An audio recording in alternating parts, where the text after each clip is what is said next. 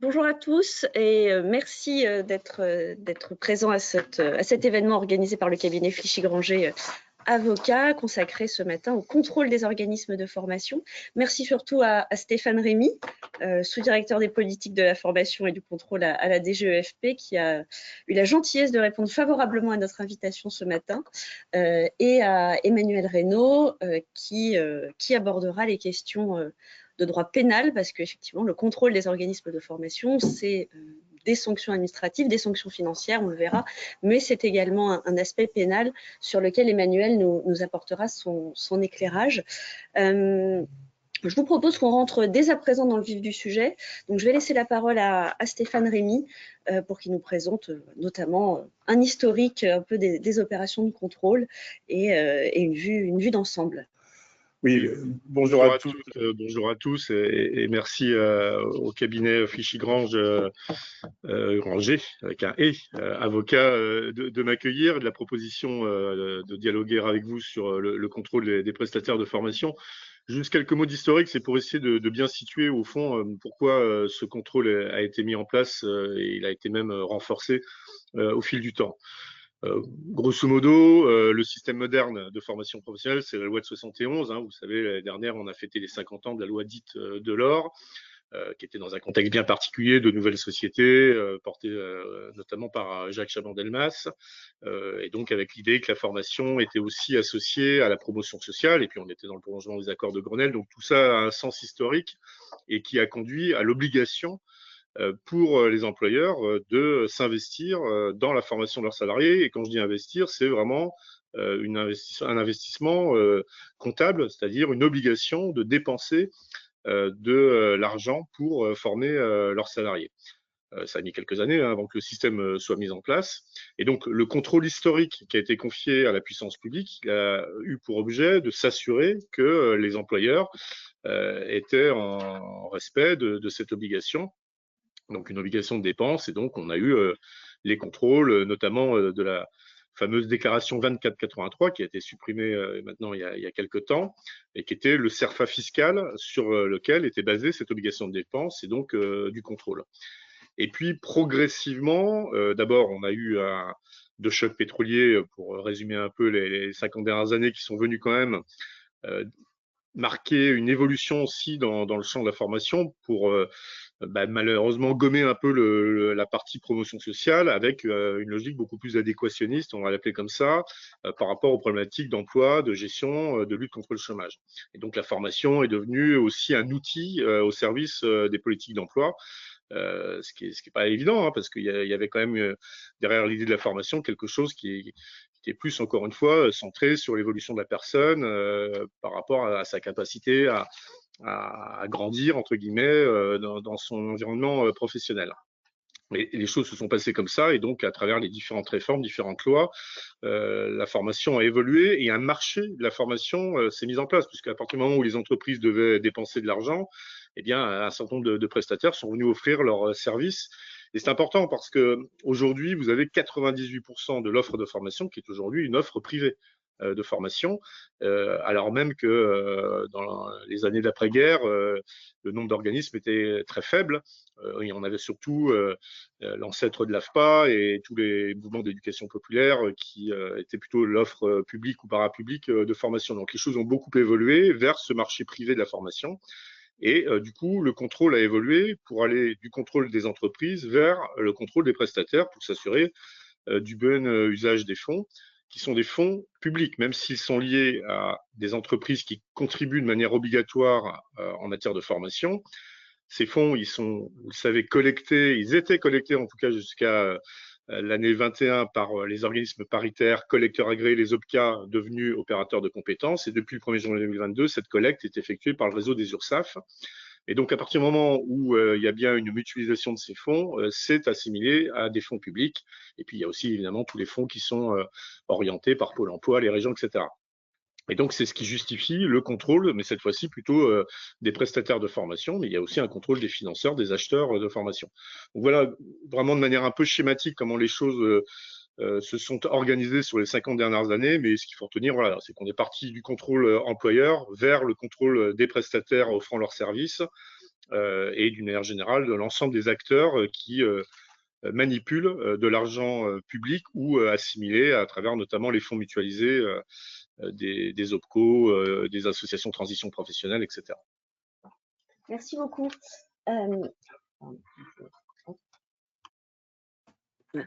Merci beaucoup. Alors, peut-être quelques mots rapides d'introduction pour compléter l'introduction de M. le directeur. Tous les organismes de formation déclarés comme tels peuvent faire l'objet d'un contrôle, y compris les CFA, qui doivent également être déclarés. L'objectif de ce contrôle, c'est vraiment de s'assurer, c'est ce que disait M. Rémy, de s'assurer que les fonds reçus par les différents acteurs de la formation professionnelle sont effectivement consacrés à la formation professionnelle. Plusieurs autorités de contrôle au niveau national, la DGEFP, donc qui est représentée aujourd'hui par M. Rémy, et puis au niveau régional, des services régionaux de contrôle, les SRC, qui relèvent des différentes DRITS. On le verra au cours de la matinée, au cours de l'heure qu'on va passer ensemble. Le contrôle peut porter sur plusieurs aspects, un aspect administratif et financier, qui inclut le contrôle de la réalisation des actions de formation, et puis un aspect pénal, puisque je vous le disais en introduction, des sanctions pénales peuvent également être prononcées. Alors chaque année, les services de contrôle ont évidemment des orientations sur les thèmes particuliers à contrôler. Alors comme vous vous en doutez, évidemment, les formations dispensées dans le cadre du CPF sont particulièrement surveillées. Toutes les formations, toutes les règles de publicité également, notamment la publicité CPF, d'ailleurs, on en revient toujours au même. Donc, on a des grandes orientations, l'apprentissage également, parce que c'est énormément de fonds dépensés, un budget très important, donc ce qui amène à des contrôles évidemment importants. Et puis, on voit un peu, on vous a mis à l'écran, alors je ne vais pas les commenter, mais les statistiques et notamment les sanctions financières prononcées, alors avec une baisse drastique en 2020 qui est probablement liée, j'imagine, à la crise sanitaire. Mais sinon, on voit qu'en moyenne, on est sur à peu près 80 millions de sanctions, donc des sommes, des enjeux importants, d'où l'importance de ce petit déjeuner organisé ensemble aujourd'hui. On vous a mis également les principaux chefs de redressement en 2020. Donc on voit que le point le plus important, c'est les règles de publicité. Donc je vous disais qu'il y avait particulièrement de contrôle sur la publicité. On voit effectivement que dans les sanctions qui ont été prononcées, beaucoup sont afférentes à la publicité, à l'établissement d'un règlement intérieur, voilà, notamment. Mais je vous laisserai regarder. Pour rentrer peut-être maintenant directement dans le vif du sujet, et en particulier sur les opérations de contrôle, on va étudier deux choses ce matin, les opérations de contrôle, donc le déroulement du contrôle, les documents qu'il va falloir remettre aux agents de contrôle qui se présenteraient dans l'organisme de formation, et dans un second temps, l'issue du contrôle, donc soyons très clairs, les sanctions, notamment sanctions administratives et financières, et puis Emmanuel vous présentera également les sanctions pénales. Monsieur Rémy, surtout n'hésitez pas à rebondir, à intervenir, à compléter quand vous le souhaitez, Emmanuel également d'ailleurs, dès qu'il y a des questions pénales. Alors, le contrôle est organisé ou est régi en tout cas par plusieurs textes du Code du travail, les articles 63, 61.1 et suivants, et leurs pendants réglementaires évidemment, et également par une circulaire qui est très intéressante du 15 novembre 2011, qui en dépit des réformes de 2014-2018 reste particulièrement d'actualité. Donc c'est vraiment un des documents auxquels on peut se référer quand on veut connaître les modalités du contrôle. Ce contrôle des organismes de formation peut être total, il peut être partiel. L'article L63-61-3 du Code du travail nous dit que le contrôle peut porter sur tout ou partie de l'activité, des actions de formation, des dépenses. Alors, le contrôle total, il n'y a pas grand-chose à en dire. Le contrôle partiel, quand est-ce qu'on parle de contrôle partiel? On parle de contrôle partiel quand il ne porte que sur, par exemple, un établissement, sur tous les établissements de l'organisme de formation, ou sur une partie des actions de formation, soit parce qu'il y a pu avoir des dénonciations, des plaintes, soit parce que les agents de contrôle, justement, ont reçu des directives pour cibler particulièrement telle ou telle formation, les actions de formation, par exemple, financées par la Caisse des dépôts. Donc là, dans cette hypothèse, on parlera de contrôle partiel. Le contrôle peut avoir lieu sur pièce ou sur place. Alors, sur pièce, bon, c'est pas très compliqué, hein. Les agents de contrôle vont vous demander aux organismes contrôlés la communication d'un certain nombre de documents qu'il conviendra de leur remettre. Le contrôle sur place, comme son nom l'indique, implique le déplacement des agents de contrôle dans les locaux pour évidemment consulter les documents, mais également pour visiter les locaux, vérifier qu'ils sont adaptés, vérifier par exemple qu'ils sont conformes avec les déclarations qui ont pu être faites. Un organisme de formation qui indique faire des dizaines et des dizaines de formations par jour dans ces locaux, alors que finalement il n'a qu'une salle de formation, évidemment ça va mettre la puce à l'oreille aux agents de contrôle.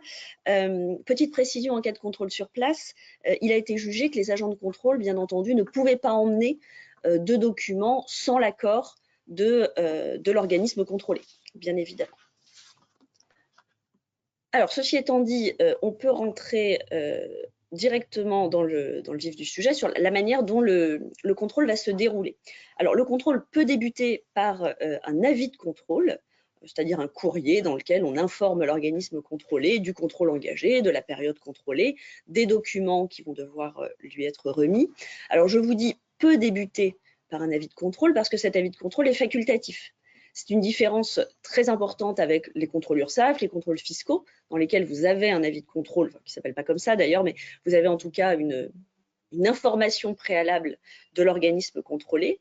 Ce n'est pas forcément le cas en matière d'organismes de formation, de contrôle des organismes de formation, même si je pense, enfin moi je vois à mon faible niveau, j'en ai toujours vu. Est-ce que généralement la pratique, c'est plutôt quand même d'envoyer un avis de contrôle, j'imagine?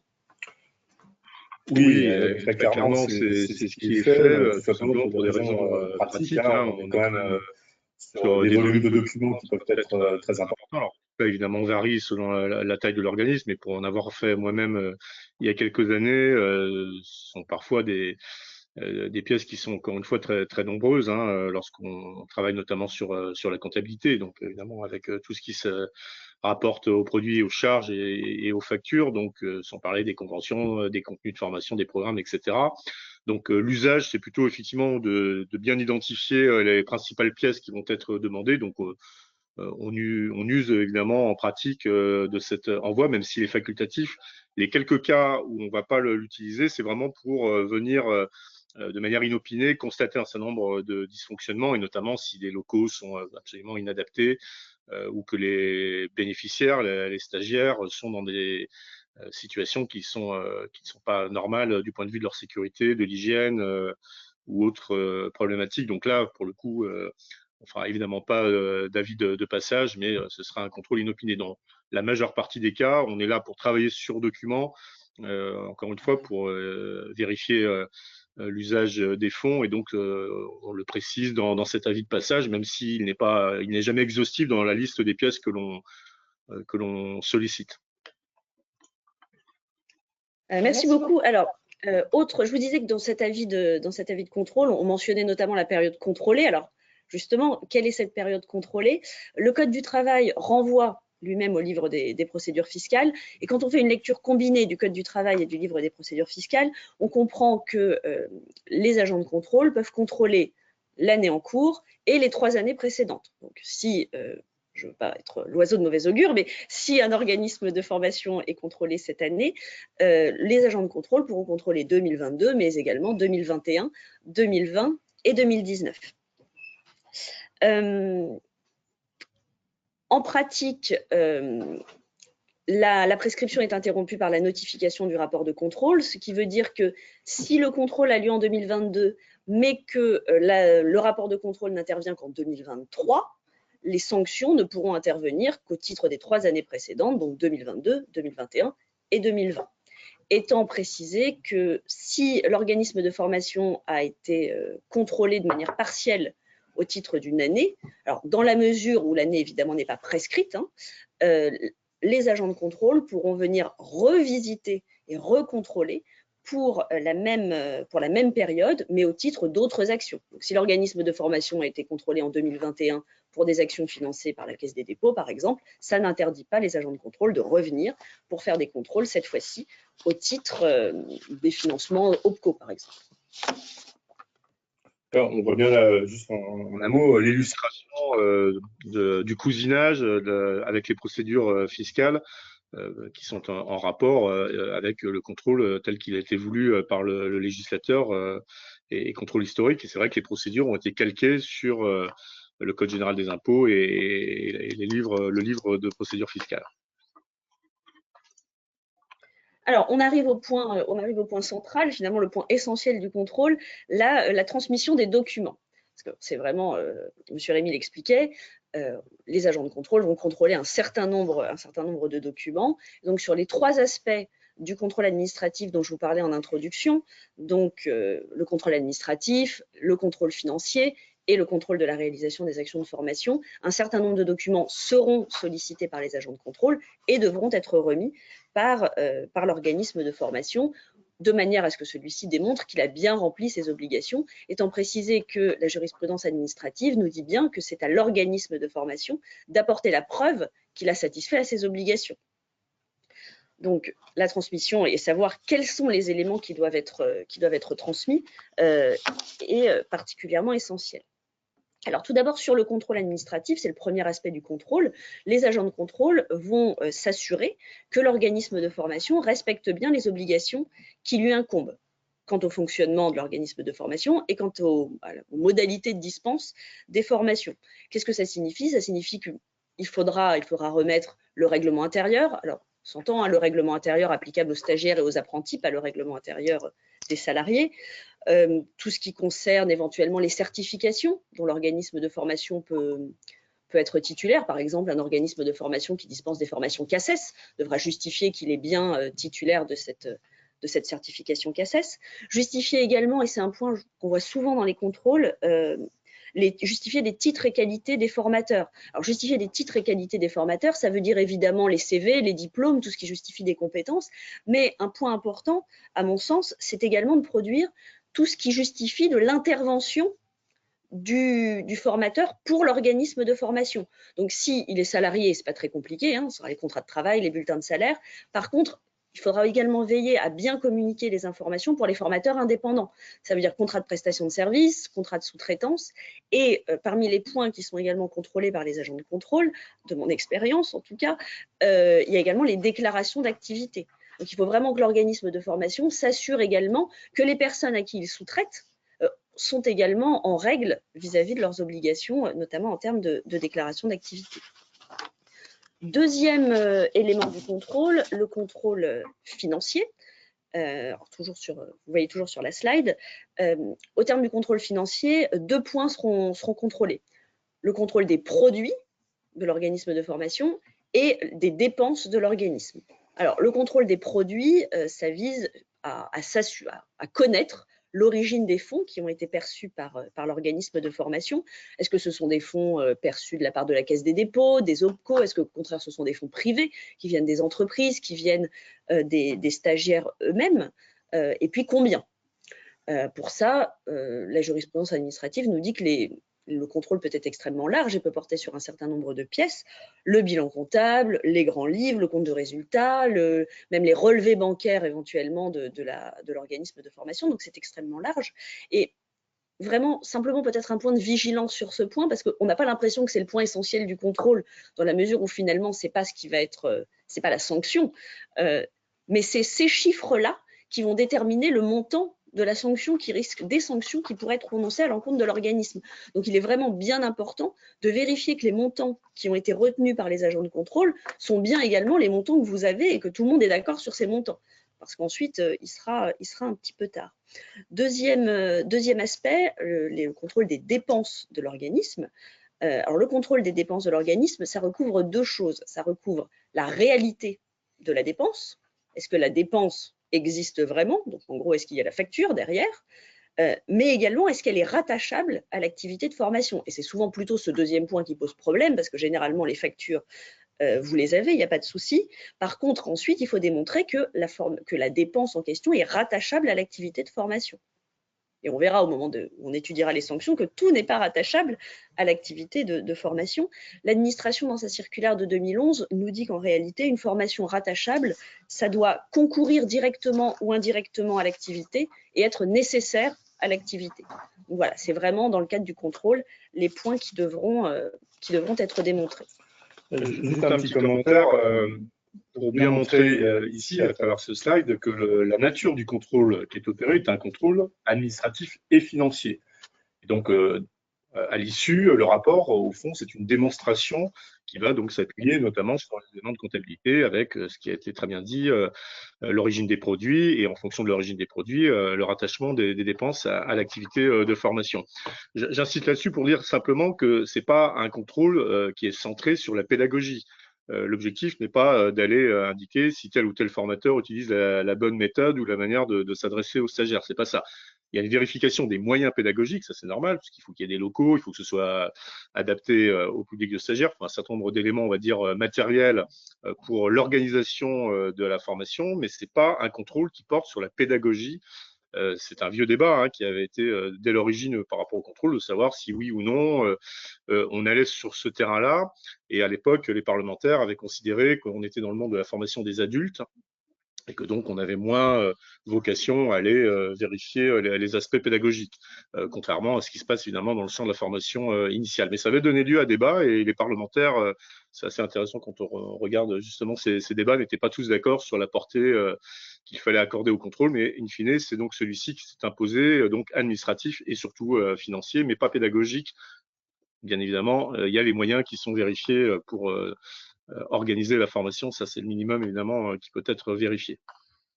Alors, je reviens un tout petit peu en arrière parce qu'on a une question intéressante sur la prescription. Une personne qui est connectée à distance, nous demande si, dans la mesure où c'est une prescription de 3 ans, est-ce qu'au bout de 3 ans, on peut détruire l'ensemble des documents? Alors, il y a plusieurs choses.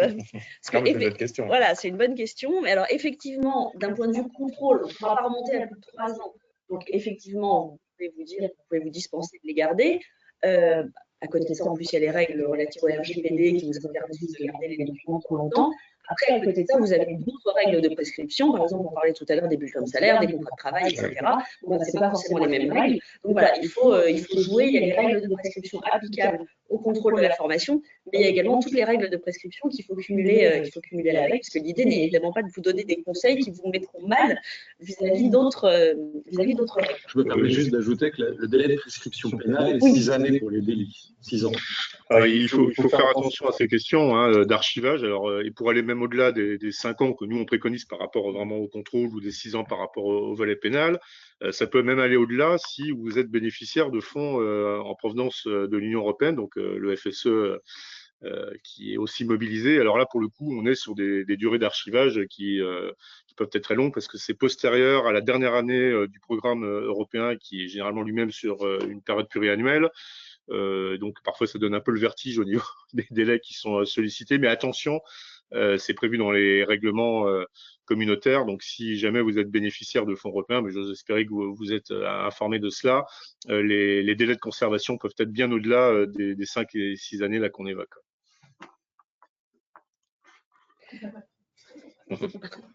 Alors, autre point de contrôle, voilà, pardon, les éléments, la réalisation des actions de formation. Donc, c'est un autre point très important du contrôle. Les agents de contrôle, lorsqu'ils se déplacent ou lorsqu'ils sollicitent des documents, vont vérifier que les formations qui ont été financées sur fonds privés, sur fonds publics, ont bien été réalisées. Dans ce cadre, les organismes de formation vont devoir communiquer un certain nombre d'éléments relatifs aux objectifs, à la réalisation des actions de formation, aux moyens mis en œuvre. Se pose la question de savoir quels sont les éléments qui vont pouvoir justifier de ces actions de formation. Alors, depuis la loi Avenir Professionnel, petite précision, la preuve est libre, c'est-à-dire que l'organisme de formation peut justifier de la réalisation de l'action de formation par tout élément probant. Bon, une fois qu'on a dit ça, on ne va pas se raconter n'importe quoi. L'élément central, ça reste les feuilles d'émargement. Globalement, quand même, la preuve a beau être libre, quand on regarde un petit peu la jurisprudence, alors qui certes est antérieure à la loi Avenir Professionnel, mais quand on regarde la jurisprudence, on voit vraiment le caractère essentiel des feuilles d'émargement. Les organismes de formation ont beau communiquer des éléments complémentaires, si les feuilles d'émargement ne sont pas là, si les feuilles d'émargement ne répondent pas aux conditions qui sont fixées par la jurisprudence administrative, c'est-à-dire, juste pour mémoire, il faut qu'elle soit signée par le stagiaire, il faut qu'elle soit signée par le formateur, il faut également qu'elle soit faite par demi-journée de formation. Bon, si on n'a pas ces éléments, en tout cas pour les formations en présentiel, effectivement, l'action est déjà assez mal engagée. Maintenant, encore une fois, d'un point de vue purement juridique, la preuve est libre, ce qui veut dire que vous avez parfaitement la possibilité d'apporter d'autres éléments. Il y a par exemple un arrêt de la Cour administrative d'appel de Paris qui a admis la production de QCM pour démontrer que les formations avaient bien été réalisées. Donc il y a certainement un peu une ouverture, malgré l'importance de ces feuilles d'émargement.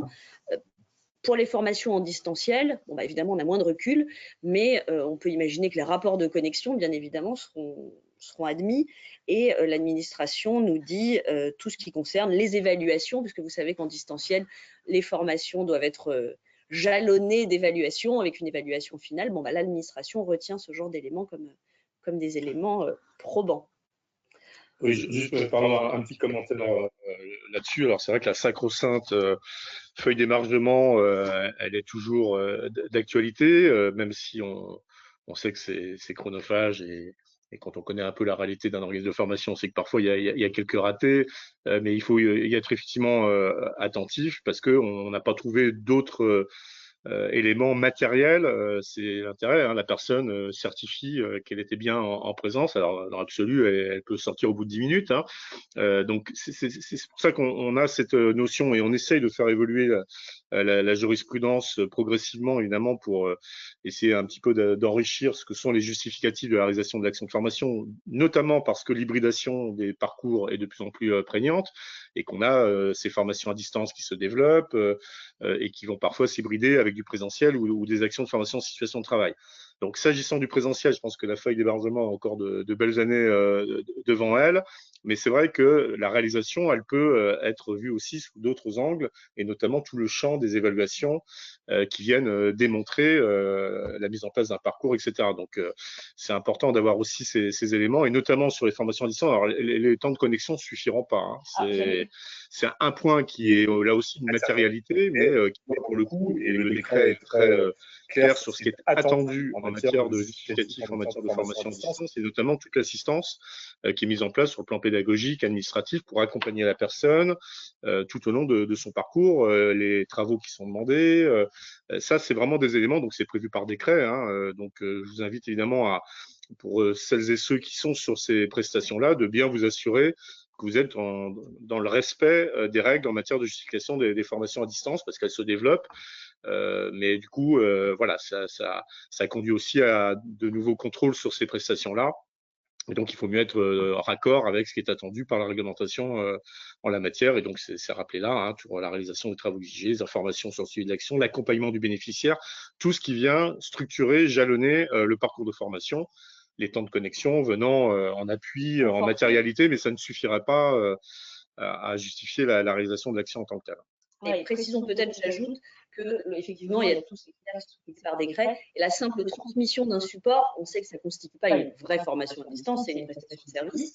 Donc, évidemment, l'organisme de formation ne pourra pas justifier de la réalisation de la formation en transmettant aux agents de contrôle les supports PowerPoint qui ont pu être remis, puisque ça ne constitue pas une formation à distance. Après, un mot quand même, parce qu'on parlait de jurisprudence administrative, l'action de contrôle, elle est soumise au contrôle du juge. Et c'est très important dans les formations initiales que l'on donne aux inspecteurs, contrôleurs qui vont intervenir.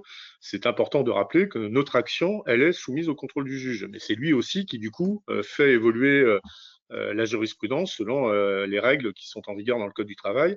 Et en fonction de ça, évidemment, il faut aussi se repérer par rapport à ce qui peut être demandé. C'est pas simplement la réglementation, c'est aussi la jurisprudence qui va avec et qui généralement conforte l'action des services de contrôle.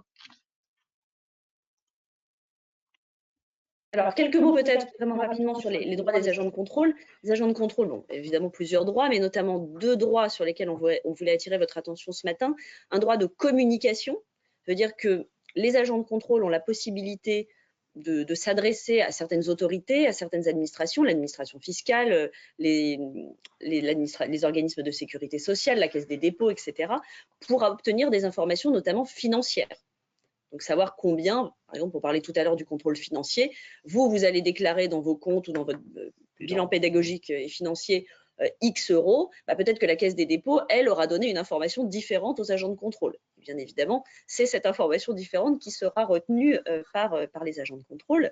Les agents de contrôle ont également la possibilité, notamment sur les formations les plus techniques, je pense au domaine médical, peut-être certaines formations dans le BTP, les CACES, etc., les choses un peu techniques, ils ont la possibilité d'interroger des experts pour les conforter ou non d'ailleurs dans leur avis. Alors, on part évidemment du principe que le contrôle s'est bien déroulé, que l'organisme de formation a transmis les informations nécessaires aux agents. On peut se poser la question de ce qui se passe lorsque ce n'est pas le cas.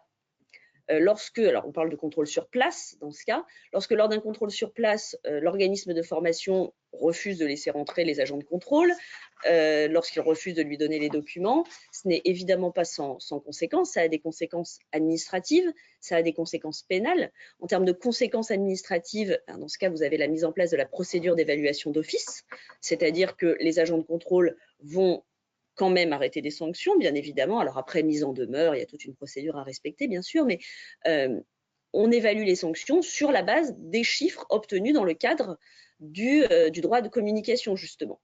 C'est-à-dire que l'organisme de formation n'aura pas eu la possibilité de communiquer ces éléments, n'aura pas eu la possibilité de justifier de ses dépenses, ni de la réalisation des actions de formation. Donc vous imaginez bien derrière que les sanctions sont assez lourdes. Il y a également des sanctions pénales lorsqu'il est fait obstacle à l'exécution à la mission des agents de contrôle.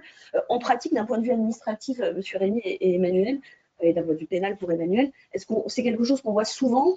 Est-ce qu'on peut plutôt conclure que les organismes de formation généralement se soumettent au contrôle? Alors, c'est une procédure qui est relativement récente, mais qui était rendue nécessaire parce qu'on avait parfois ces difficultés à pouvoir opérer les contrôles dans de bonnes conditions.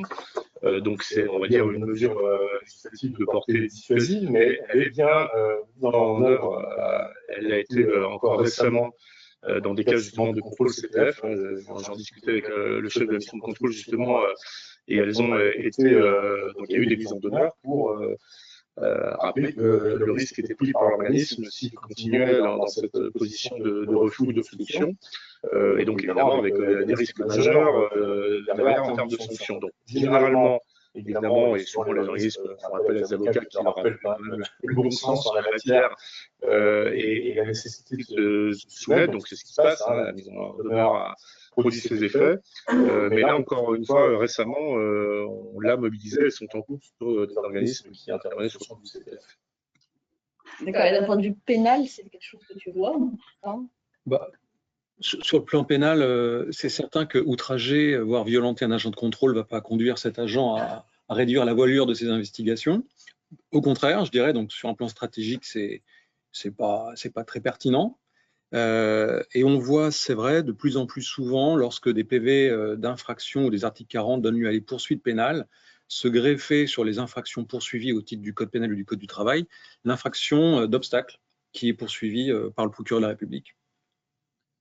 Je me permets d'ajouter un mot parce qu'on verra que dans la pratique, ce sont plutôt les sanctions financières qui se sont imposées sur les dernières années, mais comme on est de plus en plus et progressivement sur le droit attaché à la personne, et le CPF évidemment en est l'illustration principale, et donc on se rapproche entre guillemets du droit de la consommation, même si la Cour de cassation a eu l'occasion de s'exprimer là-dessus.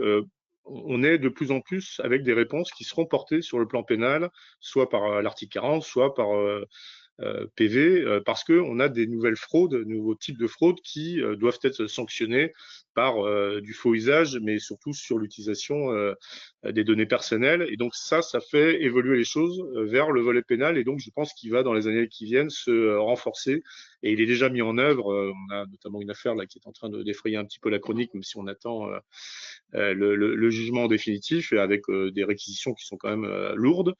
Et donc je pense que ce volet pénal va se développer progressivement, compte tenu encore une fois du marché tel qu'il évolue, et en particulier du CPF. Néanmoins, les sanctions financières sont toujours très présentes, et elles peuvent être très lourdes, notamment lorsqu'elles sont conjuguées avec le fait qu'on contrôle plusieurs années. Et donc de fait, les sanctions vont s'attacher à chaque exercice comptable, donc ça peut être très très lourd pour le prestataire qui n'a pas exécuté les formations, voire a procédé à des manœuvres frauduleuses. Alors justement, puisqu'on parlait des sanctions, on va y venir. Je propose d'aborder maintenant l'issue du contrôle. Alors déjà en termes procédural, on verra évidemment en termes administratifs et financiers, et puis je laisserai la parole à Emmanuel pour l'aspect pénal. Alors, d'un point de vue procédural, la fin des opérations de contrôle est matérialisée pour les contrôles sur place, en tout cas, par un avis de fin de période d'instruction. Encore une fois, c'est vraiment réservé au contrôle sur place. La jurisprudence a bien précisé que ce n'était pas nécessaire en cas de contrôle sur pièce. Et on en arrive à l'étape principale, qui est la notification du rapport de contrôle. Alors, soit ce rapport de contrôle sera notifié dans un délai de 3 mois maximum après l'avis de fin de période d'instruction, s'il y a eu un avis de fin de période d'instruction.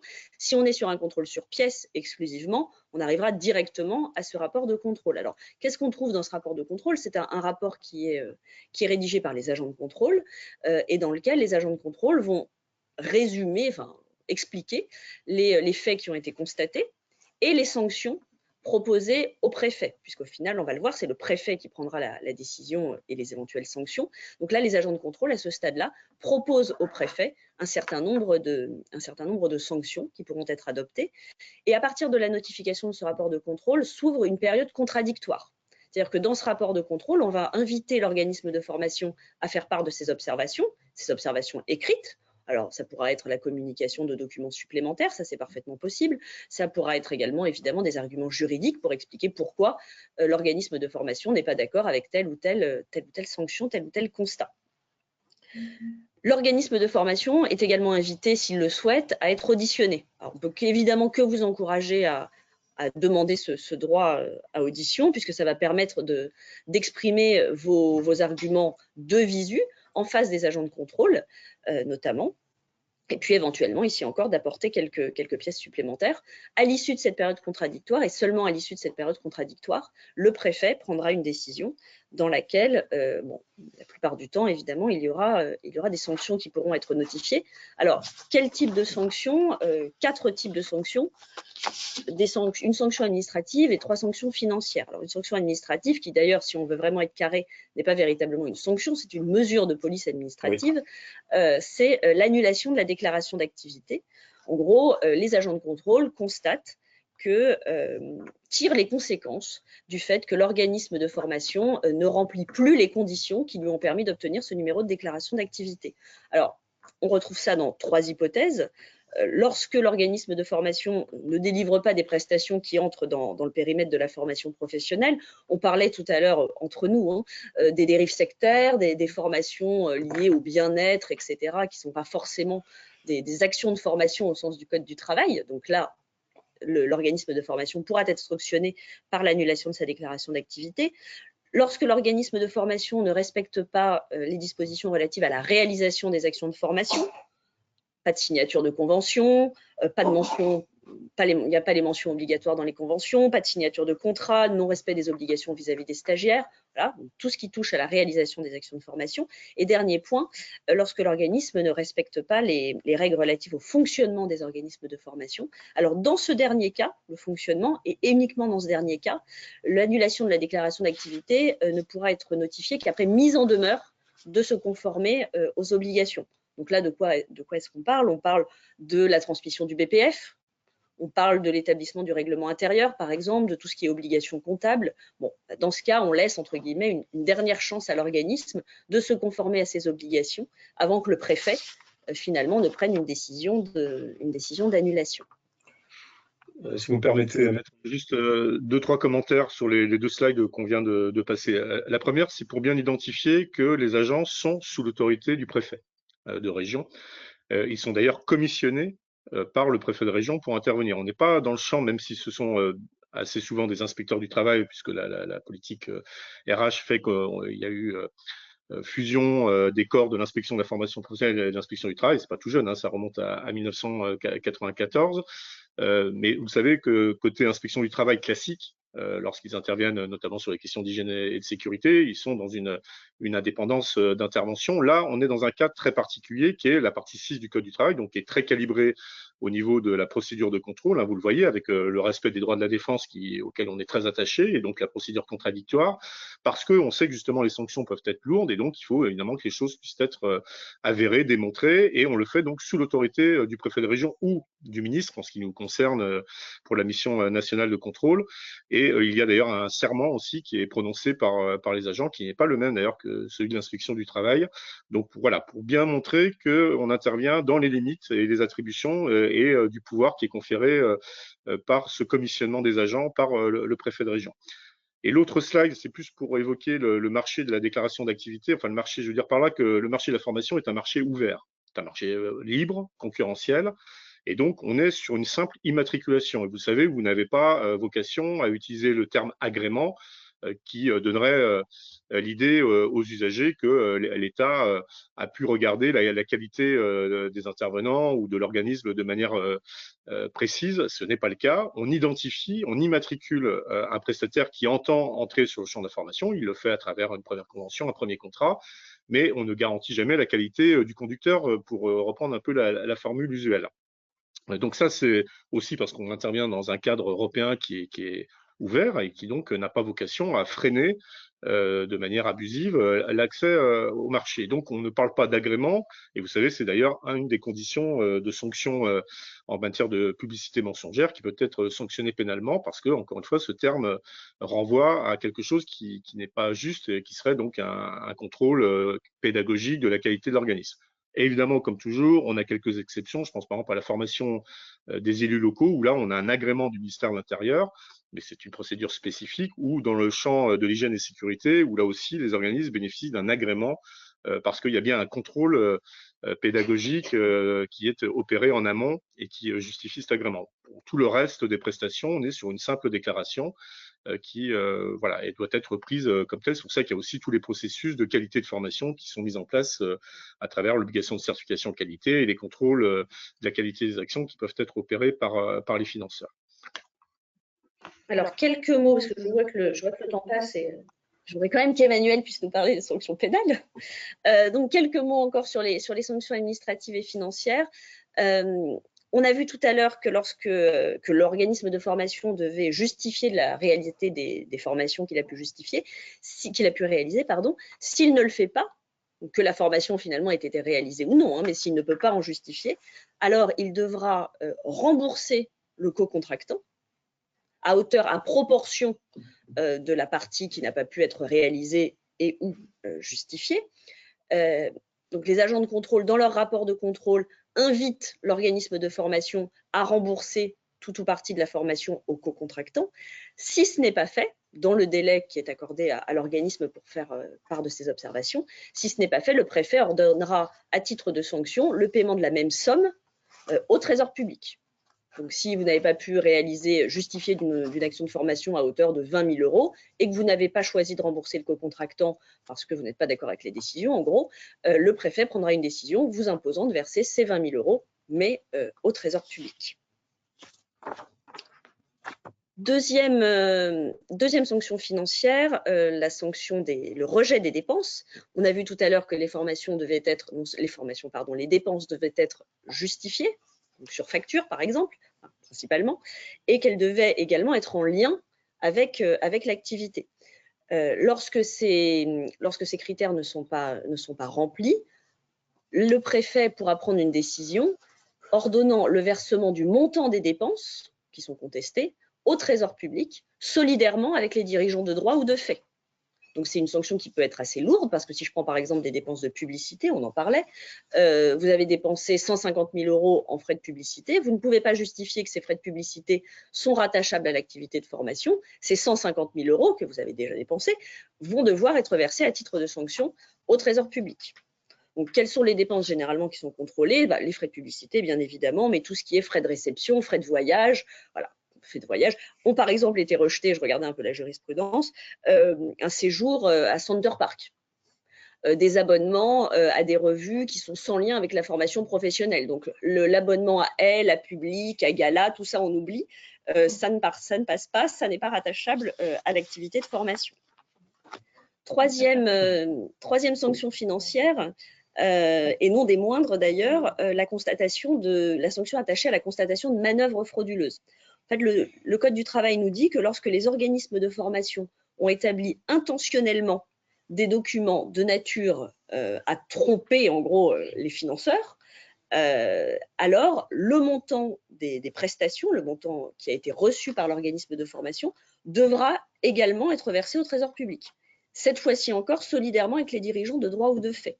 Donc, de quoi on parle en pratique? On parle évidemment, c'est le cas le plus gros, hein, des fausses feuilles d'émargement, des faux certificats de réalisation qui ont été envoyés à la Caisse des dépôts, qui ont été envoyés à l'OPCO pour se faire financer. Donc ça, c'est le cas le plus grossier, entre guillemets. Mais la Cour administrative d'appel de Marseille, dans un arrêt qui a vraiment quelques jours, le 24 juin, a confirmé une décision du préfet qui avait prononcé cette sanction du fait de la multiplication des incohérences relevées dans les documents. Donc on voit que ça va même au-delà finalement de vraiment l'acte qui consiste à dire j'ai fait des faux. Et d'ailleurs, ça a une connotation très pénale, ces histoires de manœuvres frauduleuses, Emmanuel. Ah oui, on en parlera tout à l'heure rapidement, mais c'est vrai que le terme manœuvre frauduleuse, c'est un vocabulaire qui est très spécifique au délit d'escroquerie qui finit par le code pénal et qu'on retrouve dans les poursuites pénales des quelques affaires qu'on voit actuellement poursuivies sur le terrain correctionnel. Oui, ce qui veut dire qu'en plus, quand on a cette fonction financière attachée à la constatation des manœuvres frauduleuses, on a quand même de grandes chances à côté d'être poursuivi pour faux, pour escroquerie. Ouais, dès lors qu'il y a manœuvre frauduleuse, il y a escroquerie. Oui, du coup, ça va, généralement, c'est accompagné d'un article 40 du Code de procédure pénale pour que la justice, à travers la police judiciaire ou la gendarmerie, puisse venir constater ces faits. Et eux ont des capacités pour aller beaucoup plus loin. On est strictement encadré par la partie contrôle forme pro.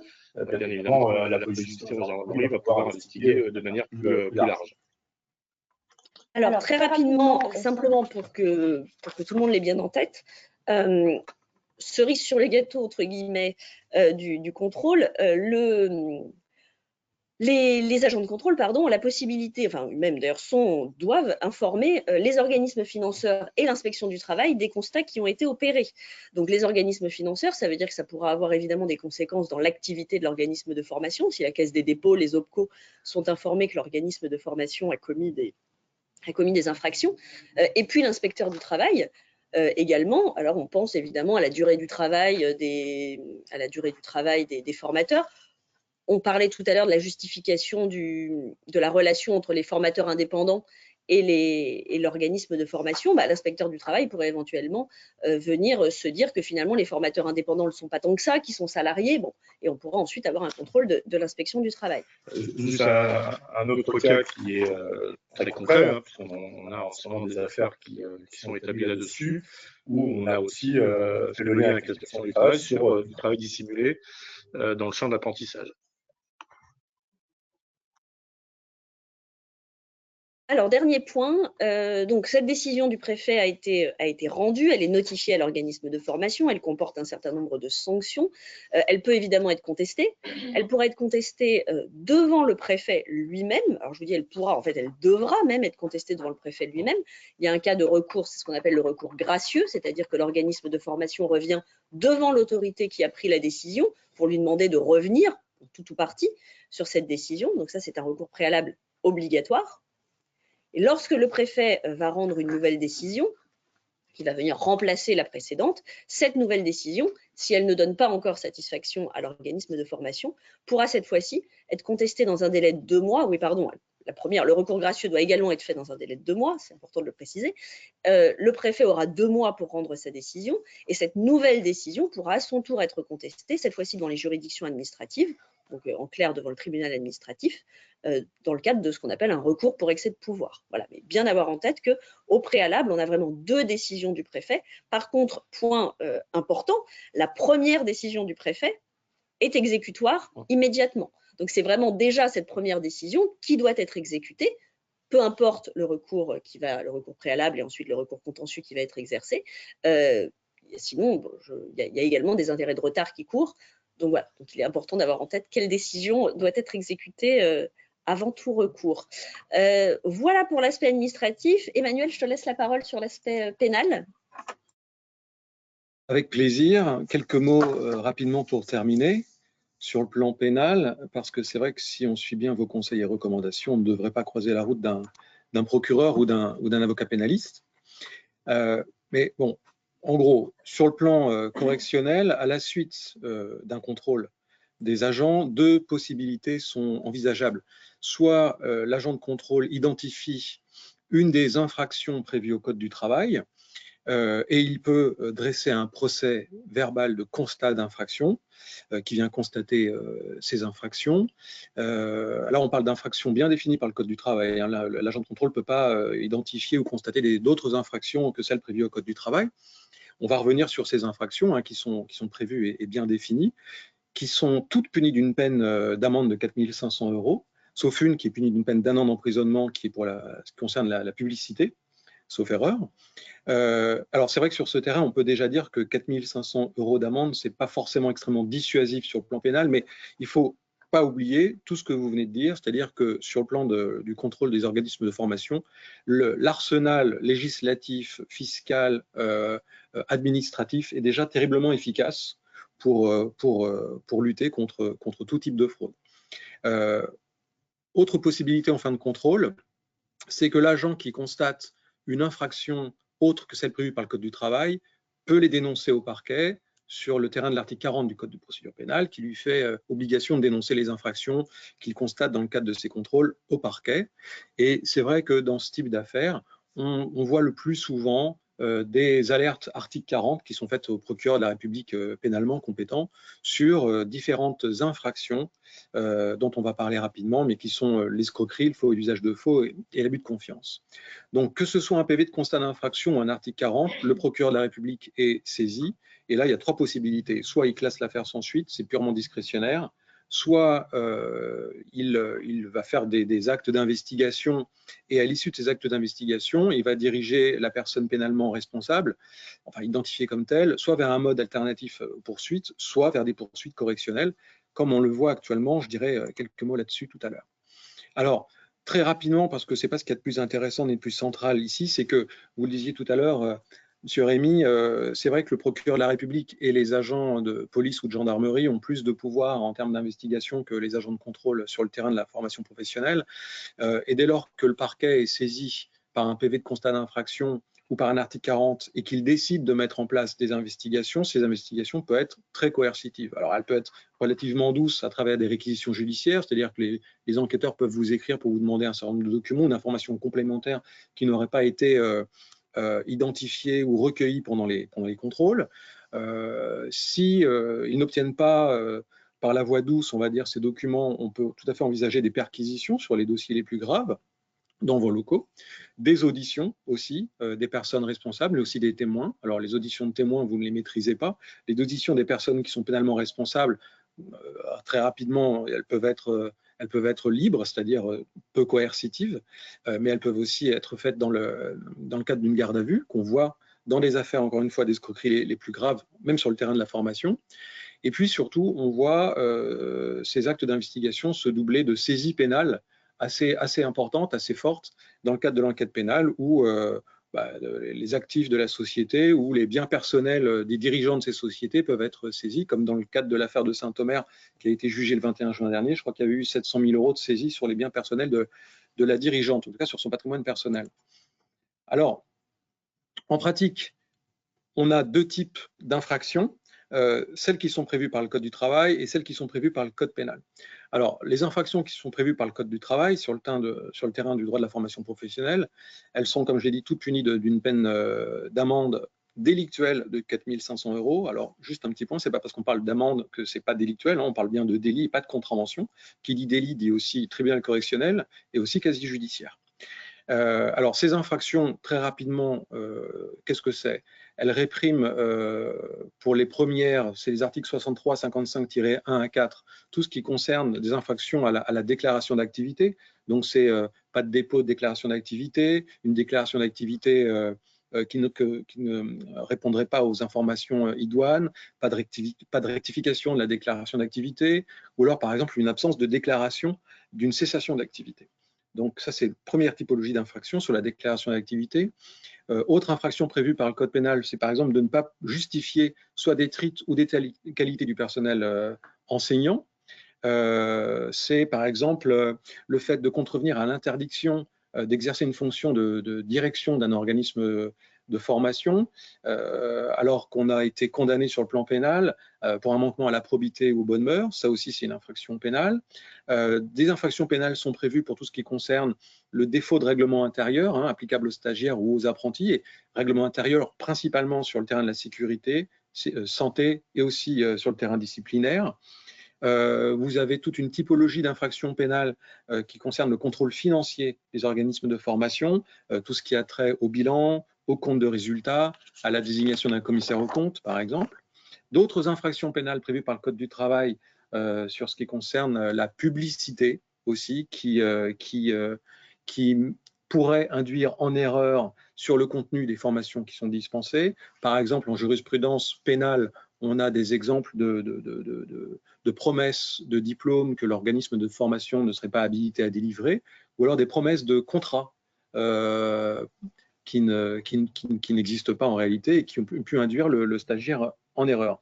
Sur la publicité, par rapport aux autres infractions du Code du travail, c'est un délit qui est puni de 4 500 € d'amende et d'une peine d'1 an d'emprisonnement. Vous avez aussi une typologie d'infraction pénale en tout ce qui concerne le contrat de formation. Alors l'absence de contrat, ou par exemple on a de la jurisprudence sur l'exigence d'un règlement avant l'expiration du délai de rétractation légale, par exemple. Et puis bien évidemment, vous avez les infractions dont on a parlé qui viennent punir l'entrave ou les violences faites aux agents de contrôle dans le cadre de leur fonction. Ça, c'était les infractions qui sont prévues par le Code du travail et qui peuvent faire l'objet de PV de constat d'infraction et qui peuvent se cumuler aux sanctions administratives et aux poursuites administratives, bien évidemment. Le pénal et l'administratif peuvent tout à fait être poursuivis cumulativement. L'agent de contrôle peut constater d'autres infractions au Code pénal qui ne sont pas prévues par le Code du travail, qui sont prévues par le Code pénal. La première, c'est l'escroquerie. L'escroquerie, c'est une infraction qui est punie par l'article 313.1 du Code pénal et qui, en gros, c'est le fait de déterminer quelqu'un à remettre des fonds grâce à des fausses qualités ou à des manœuvres frauduleuses. Alors, on l'a vu récemment devant le tribunal correctionnel de Saint-Omer, des poursuites assez fortes contre un organisme de formation à qui on reprochait d'avoir vendu des formations pour à peu près 1 800 ou 2 000 €, je crois, alors qu'en fait, il s'agissait à titre de formation de l'envoi aux stagiaires à leur domicile d'une clé USB qui contenait une formation achetée clé en main, une centaine d'euros, je crois, et puis avec aussi quelque chose qu'on voit souvent sur le plan pénal, c'est-à-dire des cadeaux, tablettes, iPad ou bons cadeaux. Parce que qui dit cadeau dit quand même pour le juge pénal suspicion de surfacturation de la formation. Alors sur cette affaire où en fait on reprochait à cette personne d'avoir acheté des formations clés en main et de les avoir revendues avec une marge assez indécente, les réquisitions ont été très fortes puisque, sauf erreur, le parquet, après avoir saisi 700 000 € sur le patrimoine personnel de cette dirigeante, pour dire à quel point elle s'est enrichie grâce à son business, a requis, sauf erreur, 300 000 € d'amende et 30 mois d'emprisonnement, dont 6 mois fermes. Donc on est vraiment sur un terrain d'escroquerie, de faux usage et de blanchiment aussi, qui ont été sévèrement requis. Alors on n'a pas encore le délibéré, je crois que ce sera plutôt à la rentrée, mais on va se tenir informé en septembre, c'est ça. Voilà. Mais on a d'autres affaires en ce moment en cours, toujours sur cette même problématique pénale sur le terrain de l'escroquerie, où si ce n'est pas une clé USB qui contient une formation un petit peu, on va dire, un peu sibylline, ça peut être aussi l'envoi facturé de liens vers des formations déjà existantes ou gratuites qu'on vient vendre en fait, alors que les formations sont accessibles gratuitement sur un autre site. Bon, on a ce type de formation. Ce type d'infraction, et ce qu'on retient souvent, c'est que, on est sur le terrain de l'escroquerie, avec des poursuites quand même activement mises en œuvre par les services de police, et avec beaucoup de saisies pénales qui viennent vraiment figer les biens de la société et de ses dirigeants, avec cette saisie pénale qui est quand même dans l'idée du procureur de frapper vraiment à la caisse de ces sociétés pour les geler immédiatement. Et c'est vrai que quand vous faites l'objet de saisie, après vous êtes totalement étouffé, vous ne pouvez plus agir et vous ne pouvez que attendre finalement d'être cité devant le tribunal correctionnel. On a d'autres affaires aussi, enfin d'autres affaires qui sont actuellement pendantes ou qui ont fait l'objet de jugement ou d'arrêt de la Cour d'appel, beaucoup autour de fausses attestations de présence qui sont poursuivies soit sur le terrain de l'escroquerie, soit sur le terrain du faux et de l'usage, parce que c'est vrai que quand on parle d'escroquerie et de manœuvres frauduleuses, on parle aussi de faux. Le faux, c'est une infraction autonome prévue par le Code pénal, l'article 441 du Code pénal. Et lorsqu'on parle de faux en matière de formation, eh bien, évidemment, on parle souvent dans la jurisprudence et devant les tribunaux correctionnels de fausses feuilles d'émargement, de fausses attestations de présence. Et par exemple, ces faux qui peuvent être totalement ou partiellement faux peuvent, dans les exemples jurisprudentiels, concerner par exemple des heures d'absence comptabilisées en heures de présence, des périodes d'examen, on a vu dans la jurisprudence, comptabilisées en heures de formation. Et aussi une majoration évidemment du nombre d'heures et de stagiaires. Alors, on parle de faux documents écrits, mais on peut aussi parler de fausse qualité. La fausse qualité, c'est une des manœuvres frauduleuses prévues par l'escroquerie. Et par exemple, si un intervenant, un formateur n'a pas la qualité qu'il revendique, on le voit souvent aussi dans les affaires un petit peu avec certaines dérives sectaires, ce défaut de qualité peut être une manœuvre déterminante de l'escroquerie qui pourrait lui être reprochée. Autre infraction, pour terminer, qu'on voit devant les juridictions correctionnelles, c'est l'abus de confiance. L'abus de confiance qui est prévu par le Code pénal, comme le fait de faire un usage des biens qu'on vous a remis pour à titre déterminé, d'en faire un usage différent. Et on voit des exemples dans la jurisprudence criminelle d'affaires poursuivies sur le terrain de l'abus de confiance, par exemple, pour faire des frais de formation, un usage autre, alors souvent personnel, pour s'acheter des véhicules ou une piscine, ou alors pour verser des rétrocommissions à des personnes qui pourraient intervenir pour vous faire bénéficier d'indemnisation ou de frais de formation. Ces personnes qui viennent réclamer une rétrocommission, un bakshish, ça on le voit souvent aussi. Alors ça pareil, c'est de faire de ces frais de formation un usage contraire à ceux à quoi ils étaient réservés. C'est puni par l'abus de confiance. L'escroquerie et l'abus de confiance sont quand même sévèrement punis par le Code pénal, de peines qui peuvent aller de 3 à 5 ans de prison pour les infractions les plus simples, c'est-à-dire pas en bande organisée ou pas de manière pas très établie, donc c'est déjà très sévèrement puni. Une peine d'amende en plus de la peine d'emprisonnement de 375 000 €. La peine d'amende peut s'ajouter évidemment aux peines d'emprisonnement avec une poursuite envisageable pour les personnes morales, pour les personnes physiques. Et comme on parle de délit, on parle aussi de casier judiciaire et d'interdiction d'exercer, ce qui finit de donner à tout cet arsenal législatif quelque chose d'extrêmement sévère et coercitif.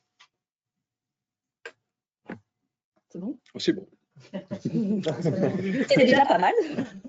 Ouais, encore une fois, c'est vrai que c'est de plus en plus, on aura des affaires de ce type-là, malheureusement, parce qu'on a affaire aussi à de la délinquance astucieuse, et vous parliez de blanchiment, mais on a du coup des fuites de capitaux, enfin des choses qui sont effectivement très organisées et qui nous amènent du coup à travailler très concrètement avec Tracfin, avec la DGCCRF, donc c'est des choses évidemment qui sont en cours et qui sont pas encore publiques, mais pas mal d'affaires sont sur ce ressort-là.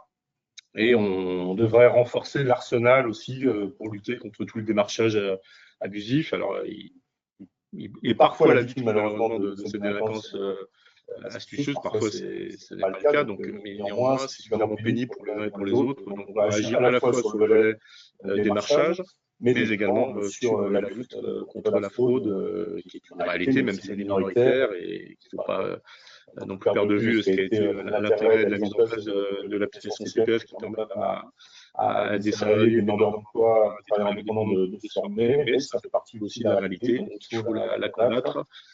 C'est ce qu'on fait et on va renforcer l'arsenal juridique sur le sujet. L'affaire Saint-Omer venait sur un signalement Tracfin, justement. Absolument. Ouais. Quelques mots pour conclure, peut-être? Oui.